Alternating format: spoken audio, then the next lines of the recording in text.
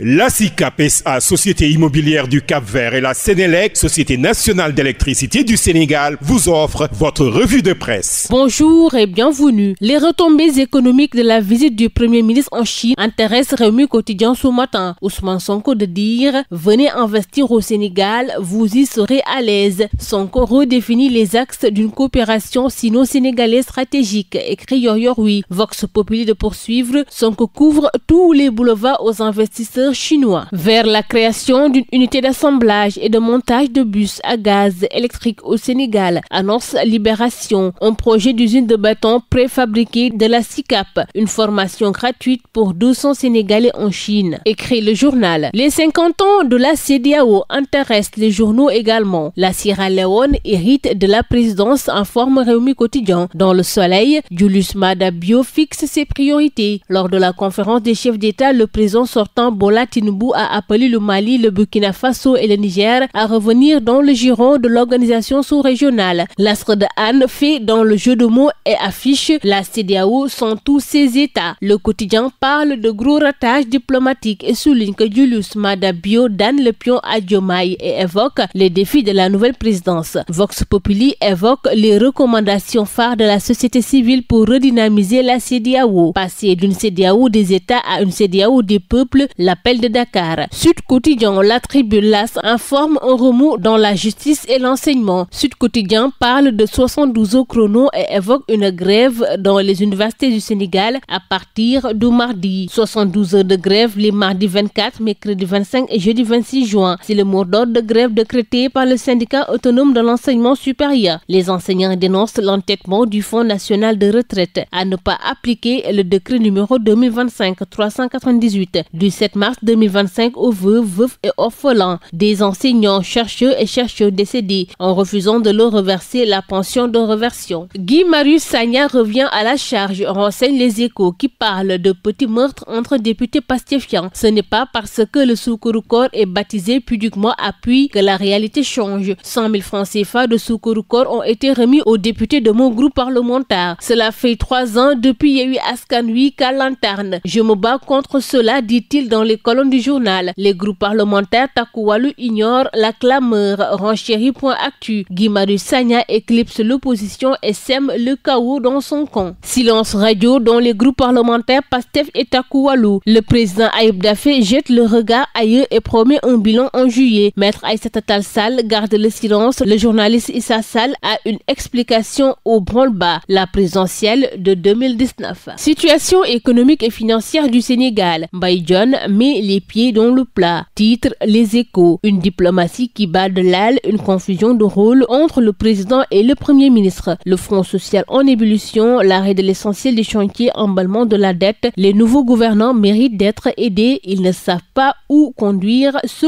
pays. La justice à l'épreuve de la médecine, la bataille des libertés provisoires, informe l'Observateur. Farba Ngom, malade mais toujours détenu, Lat Diop suspendu à une expertise. C'est tout pour votre revue de la presse. À vos kiosques et très bonne lecture. La SICAP SA, Société immobilière du Cap-Vert, et la Sénélec, Société nationale d'électricité du Sénégal, vous ont offert votre revue de presse.